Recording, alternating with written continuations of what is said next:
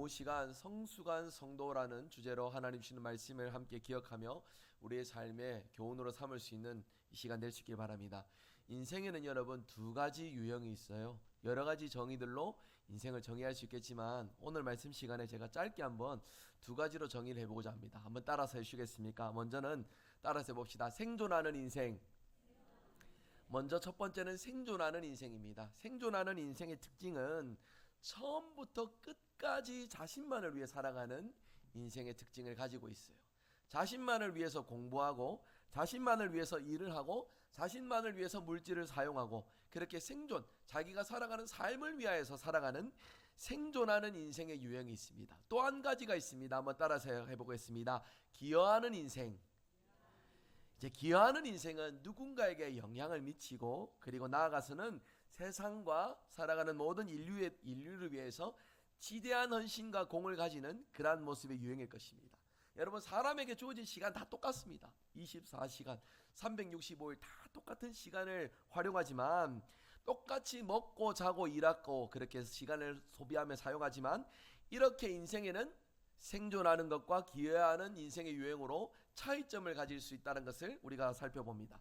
이제 이 생존과 기여의 인생의 정의는 제가 분류한 것이 아니고요. 영국의 역사가 중에 토인비라는 사람이 있습니다. 그 사람이 이제 이런 표현들을 쓰면서 이제 이렇게 말을 해요. 생존하는 인생이 아닌 기여하는 인생으로서 살아가되 이 기여하는 인생을 두고서 이렇게 표현을 해봅니다. 뭐라고 하냐면 크리에이티브 마이너리티, 그러니까 창조적인 소수라고 말을 하면서 세상의 많은 부류들의 사람들 속에서 많은 이들이 생존을 위해서 살아가지만 기여하는 인생이 세상을 바꾸고 기여하는 인생의 사람들이 세상을 더 이롭게 하고 세상의 귀한 것들을 추구하고 변화시키는 역할을 담당하고 있다는 것이에요. 여러분, 그러면 질문을 드려봅니다. 앞서 살펴본 생존하는 인생, 기여하는 인생 중에 성도인 우리는 어떤 인생을 살아가야 되겠습니까? 어떤 인생을 살아야 될까요? 기여하는 인생. 맞습니다. 여러분, 하나님께서는 틀림없이 우리가 서 있는 이 자리, 내 가정, 내 삶의 위치, 그리고 또 우리가 속해 있는 교회 공동체, 이 자리에 하나님께서 맡겨주신 사명, 목적이 있기 때문에 저와 여러분을 지금의 위치로 인도하여 주셨다라는 것이에요. 여러분, 우리가 이 사실을 믿고 살아가기에 우리는 사명자라는 이름으로써 우리의 삶을 감당하며 이루며 살아가야 됩니다. 단순히 나를 위해서 살아간다면 사명이고 뭐고 내 생존, 내 필요, 내 목적만을 위해서 살아가면은 그것으로서 잘 살아가는 의미들 온전히 이루며 살아갈 수 있을 거예요. 하지만 우리는 하나님께서 보내신, 하나님께서 사명을 맡기신 사명자의 인생, 이 땅 가운데 소수지만은 우리를 통해 놀라운 하나님의 사랑과 변화의 열매를 나타내는 그러한 모습으로 우리의 삶이 쓰여져야 하겠습니다. 하지만 여러분, 부끄럽게도 우리 신앙인들 중에서는 이런 분명한 주제 앞에서도 그저 생존만을 기억하면서 살아가는 그런 모습들을 우리 삶 속에서도 발견하며 살아갈 수 있습니다. 하나님을 위해서 살아간다라고 자부하며 살아가지만 실상은 자기의 만족을 주제로 하나님을 필요로 하고 자기 필요를 위하여서 하나님께 구할 것을 구하는 생존하는 신앙의 모습으로서만 그렇게 하나님을 믿는 모습들이 이제 우리 삶 가운데도 일정 부분 나타난다라는 것을 우리가 좀 생각을 해봐야 됩니다.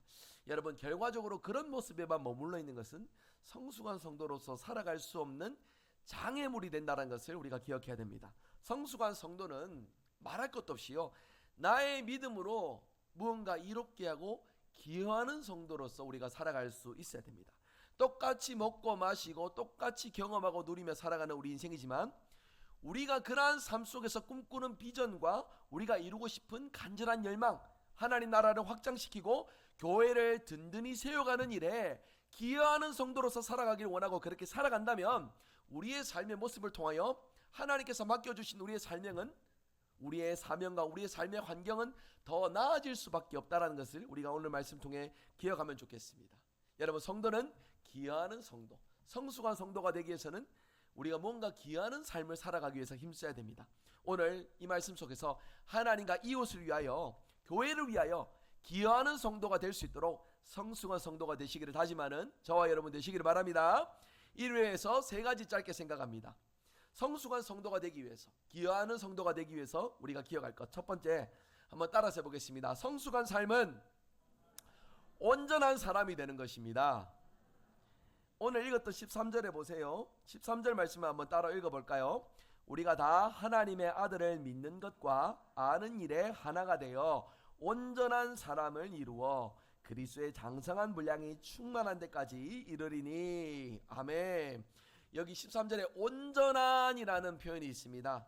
여기서 온전한이라는 말은 아무것도 흠들 것이 없다라는 의미도 있지만은요, 동시에 함께 의미가 한 가지가 더 있으니 무엇이냐면 완전함을 향해 나아간다라는 표현도 있어요. 여러분, 이 온전한 사람이라고 하나님께서 말씀해 주신 이유를 좀 제가 생각을 해보았습니다. 말씀을 묵상한 가운데 하나님께서 하나님의 아들을 믿는 것과 아는 일에 하나가 되어 완전한 사람이 되는 것이 아니라 온전한 사람이 되라고 말씀하신 이유가 뭘까? 우리가 바로 그렇기 때문인 것이에요. 아무것도 흠이 될 것이 없도록 거리낄 것들을 치워가고 멀리하는 지혜로운 인생, 동시에 우리가 받은 은혜를 기억하고 분명한 신앙의 정도의 길을 나아가기 위해서 힘쓰는 인생으로 살아가기 때문에 우리에게 하나님께서 완벽한 완전한 성도가 되라고 하신 것이 아니라 온전한 성도가 되어라, 그리스도의 장성의 분량에 충만한 데까지 이르도록 온전한 삶을 살아가도록 힘써라라고 말씀해주고 있습니다. 거리낄 것들을 분별하는 인생, 받은 것들을 기억하고 분명한 정도를 걸어가는 인생, 그러한 인생으로 살아갈 것을 하나님은 우리에게 분명히 말씀해주고 있다라는 것이에요.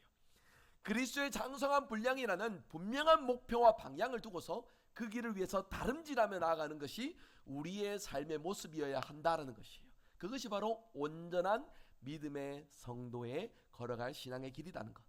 물론 여러분, 우리가 때로 넘어질 수도 있고 실수할 수도 있고 방황할 수도 있습니다. 그렇지만 여러분, 성경의 많은 부분에서요, 실족하고 넘어지고 우리가 어려움을 겪을 수 있다라고 말씀하고 있음을 기억하세요. 그러한 중에도 하나님께서는 그러한 자리에 주저앉고 머물러 있는 것이 아니라 일어서서 떨쳐내라고 거듭하여서 우리에게 말씀해주고 있음을 기억해야 됩니다. 여러분, 서로 사랑하라는 이 말씀을 간단하게 좀 우리가 적용하며 생각해 보기를 원합니다. 서로 사랑하는 일이 쉽습니까? 여러분, 가족 간에도 요즘에는 사랑하지 못하여서 어려움을 겪는 그런 시대 아닙니까? 하물며 서로 같이 피와 정을 나눈 가족들 안에서도 사랑하기 힘든 이 시대 속에, 하물며 세상 속에서, 더군다나 교회 안에서 서로를 사랑한다라는 것 참으로 어려운 주제입니다. 여러분, 그러나 그럼에도 불구하고 온전한 성도는요, 내 안에서 서로 사랑하라 말씀하신 하나님의 말씀을 기억하며 지켜야 될 것들을 붙들고 멀리할 것들을 분별하는 지혜로운 삶, 믿음의 정도를 걸어가는 삶을 살아가야 됨을 우리에게 말씀해주고 있다라는 것이에요. 이러한 온전한 삶의 시작은 나의 부족함을 기억하고 하나님의 도우심을 구하는 겁니다. 여러분, 하나님의 도우심을 구하며 살아가고 계십니까? 하나님이 단순히 물질이 너무나 궁핍할 때에 물질을 주시옵소서, 병에 걸렸을 때 병을 낫게 하여 주시옵소서. 여러분, 이런 단순히 순간순간 내게 찾아오는 삶의 이슈와 어려움들 속에 도움만을 구하는 그런 존재, 그런 분이 아니십니다. 하나님은 우리의 주인이십니다. 믿으십니까?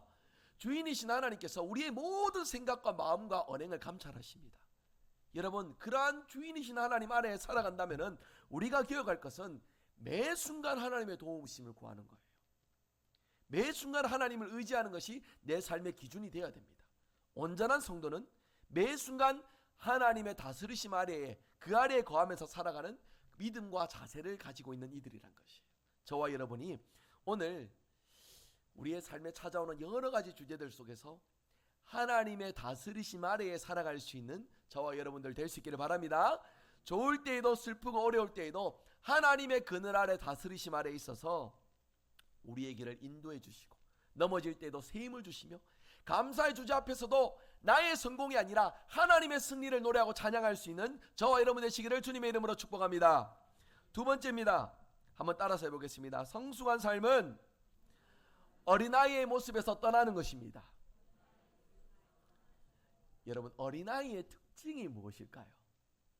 어린아이의 특징, 순진하다라는 특징도 있겠죠.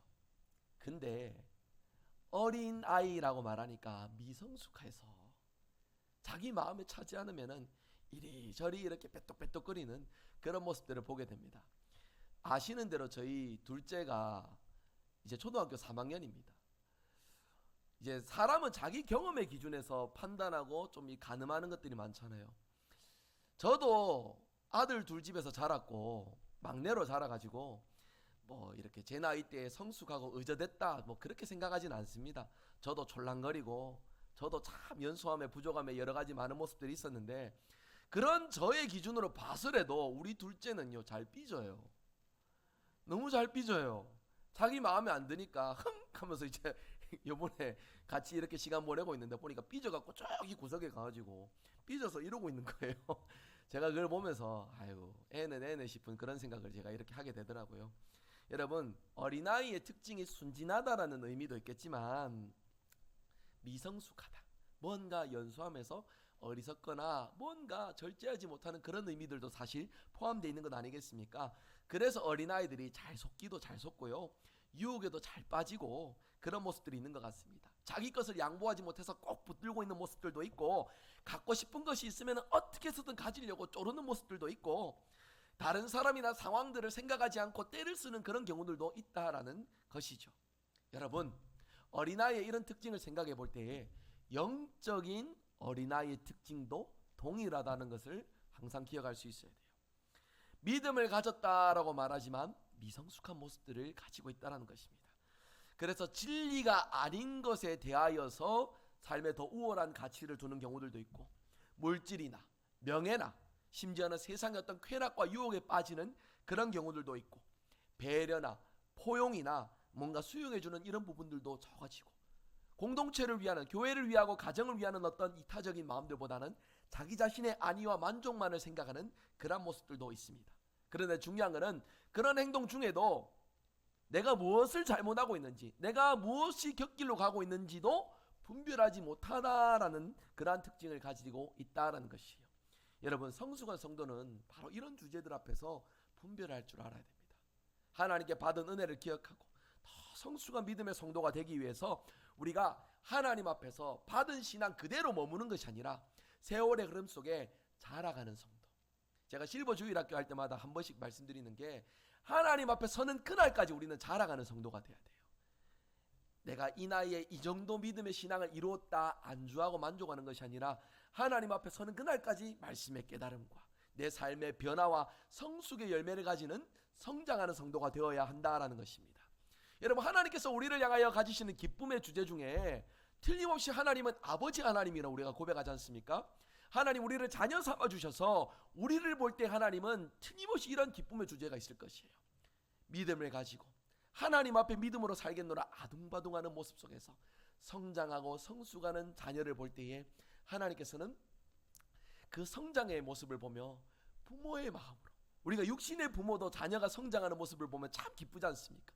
그 기쁨의 주제처럼 하나님께서는 우리를 볼 때에 성장하는 믿음으로 한 걸음 한 걸음 성숙해져가는 그 모습을 참으로 기뻐하실 것이다, 그렇게 생각이 듭니다. 성도 여러분, 신앙생활을 시작한 것에 지금 내가 누리는 이 정도에 안주하는 것이 아니라 저와 여러분 믿음의 정도를 걸어가며 한 걸음 한 걸음 성장하며 성숙해가는, 하나님께 기쁨이 되는 성도로 살아가는 저와 여러분 되시기를 바랍니다. 오늘 말씀 세 번째입니다. 한번 따라서 해봅시다. 성숙한 삶은 흔들리지 않는 것입니다. 성도가 영적인 성숙을 이루어야 할 분명한 이유 중에 하나가 무엇이냐? 이 세상에는 거짓과 속임수와 유혹과 잘못된 가르침, 그리고 세상에 하나님을 거스르는 수많은 풍조와 유행들이 가득한 곳이다라는 것이에요. 여러분, 우리가 성숙해서 그런 것들을 분별해내고 이겨낼 수 있는 믿음의 성도가 되어야 됩니다. 그렇지 않으면은 하나님의 자녀라고 자부하지만 세상에 젖어들어서 세상의 기준과 판단과 세상의 어떤 허영, 목표를 위하여서 하나님과 무관한 것들을 위하여서 우리의 삶이 쓰여질 수 있다라는 것이에요. 여러분, 마귀의 입장에서 제가 이제 신앙을 주제로 한 번씩 설교할 때 좀 그런 표현들을 쓰는데, 마귀의 입장에서 좀 생각해 보는 그런 이제 좀 관점을 가져봅니다. 무엇이냐면 나의 어떤 면들을 마귀가 공격할까, 나의 어떤 부분을 가지고서 마귀가 흔들까 싶은 그러한 어떤 생각을 따라가다 보니까 마귀가 나의 모습을 무엇을 보고 넘어뜨리기 위해서 달려들지 좀 그런 어떤 생각들을 해보는 경우들이 있어요. 여러분 그렇게 생각을 해보니까 좀 이런 정의가 나옵니다. 마귀는요, 이 땅의 인류가 시작되고부터 아담과 하와에게 썼던, 그들을 넘어뜨리기 위해 썼던 공격법 있죠. 그 포인트, 거기에서 조금 더 발전하지 않았어요. 그 의미들 그대로 오늘날까지도 동일하게 적용해 가고 있다는 겁니다. 여러분 아담과 하와를 어떻게 유혹했습니까? 먹음직도 하고 보암직도 한 것 가지고 우리에게 하나님 외에 다른 만족의 주제들을 보여주고 그것을 욕심내게 하고 그것을 더 움켜쥐도록 하나님을 내려놓도록 만드는 것이 마귀의 유혹 방법 아니겠습니까? 여러분 아담과 하와는 하나님을 분명히 알고 고백했고 믿음으로 살아간다 자부했지만 그들의 연약함 속에, 미숙함 속에 그 유혹에 넘어가 버렸어요. 마귀는 두 번째 아담이신 우리 예수님에게도 동일한 방법을 썼습니다. 마태복음 4장에 예수님이 겪으셨던 시험의 주제들을 기억하실 겁니다. 돌을 떡으라고 만들라고 하죠. 배가 고픈 중에 줄인 중에 이 돌이 떡이 되게 해보라. 저기 성전 꼭대기에서 뛰어내려보라. 나한테 절하면 세상의 모든 어떤 권력과 의미들을 다 너에게 주겠노라. 이런 세상 속에서 존귀하게 여겨질 만한 것들을 가지고서 예수님을 흔들기 위해서 몸부림쳤지만 우리 예수님은 성숙하신 가운데 이 모든 시험의 주제들을 이겨내셨습니다. 그런데 여러분 오늘날 우리에게도 그 마귀는 동일한 잣대로 우리 안에 수많은 영적 전쟁의 주제들을 불러일으키고 있습니다. 그 수법 그대로 사용하고 있습니다. 요한일서 2장 16절의 표현대로 육신의 정욕과 안목의 정욕과 이생의 자랑의 주제들을 가지고서 오늘도 우리를 넘어뜨리기 위해서 계속해서 현안이 되고 있어요. 전쟁이라 생각해서 여러분 예전에 석기시대 때 고대시대 때 어떻게 전쟁했습니까? 돌 가지고 나무 깎아 가지고 그렇게 전쟁했죠. 그런데 시대가 발달해 가면서 무기도 바뀝니다. 칼이 생기고 창이 생기고 오늘날에는 총과 대포와 미사일이 이런 것들이 이제 발달해 가잖아요. 근데 여러분 생각해 보세요. 마귀는 우리를 넘어뜨리려는 도구를 조금도 바꾸지 않습니다. 원시시대 고대시대의 의미 그대로 동일하게 사용하고 있습니다. 왜 그럴까요? 굳이 바꿀 필요가 없기 때문이에요. 안 바꿔도 조금만 탁 건드리면 알아서 탁탁 넘어져 가지고 조금만 이제 정성을 들이면 금방금방 넘어지기 쉬운 존재가 우리니까 굳이 우리를 넘어뜨리려는 도구와 수단을 바꿀 필요가 없다는 것입니다. 여러분 이 부분은요 예수님을 믿는 우리에게 불편한 주제가 돼야 됩니다. 마귀는 조금도 그 전략을 바꾸지 않았어요. 오늘 동일하게 성도들을 똑같은 방법으로 넘어뜨리기 위해서 그렇게 활동하고 있습니다. 우리 입장에서는 자존심 상하는 일입니다. 예수님을 믿고 믿음의 정도의 길을 걸어간다고 하면서 똑같은 유혹의 방법 앞에서도 이겨내지 못하고 감내하지 못하는 우리의 모습이라 한다면 이것은 우리에게 불편한 주제가 될 수 있어야 돼요. 넉넉히 이길 수 있는 믿음, 마귀의 계략과 유혹을 꿰뚫어보고 넉넉히 이길 수 있는 그 믿음을 우리는 성숙한 성도가 되는 길에서 찾아가고 발견해갈 수 있어야 된다라는 것입니다. 여러분 오늘 성숙한 성도로 주제의 말씀을 드렸습니다. 오늘 말씀을 이제 가름하면서요 분명한 것은 나 자신이 성숙한 성도, 우리 가정과 교회와 세상에 기여하는 삶을 살아가는 성숙한 성도가 되면은 먼저는 내가 복을 받습니다. 하나님께서 때를 따라 돕는 은혜 베풀어 주시고 어려움 순간 가운데도 긍휼의 은혜를 베풀어 주셔서 이겨낼 수 있는 힘과 지혜를 우리에게 허락하여 주세요. 그리고 더 나아가서는 우리가 속해 있는 가정, 우리가 속해 있는 교회, 우리가 속해 있는 세상의 모든 자리, 그 모든 삶의 지경이 넓혀지고 복을 받게 된다는 사실을 기억하시길 바랍니다. 단순히 나 하나 성숙해서 잘 되는 정도가 아닙니다.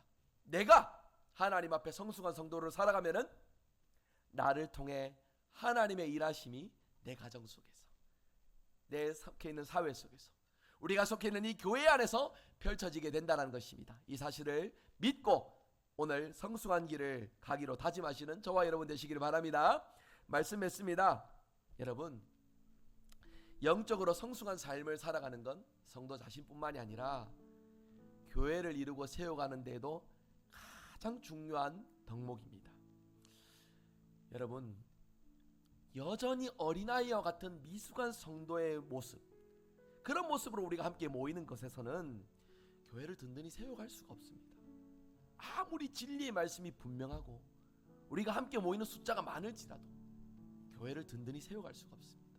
하지만 교회가 세상의 빛과 소금이 되기로 성도 한 사람이 결심하고 생존의 삶이 아니라 나를 위한 필요로서만 살아가는 것이 아니라 하나님 주시는 은혜를 가지고 섬기며 기여하는 삶을 살기 위해 성숙한 성도로서 살아가기를 결단하고 다짐하면은 말로만 세상의 빛과 소금 이런 역할들을 부르짖는 정도가 아니라 실제로 우리의 삶을 통해 어둠 가운데 세상의 빛이, 썩어져가는 가운데 세상의 소금의 역사가 나타나게 될 줄 믿습니다.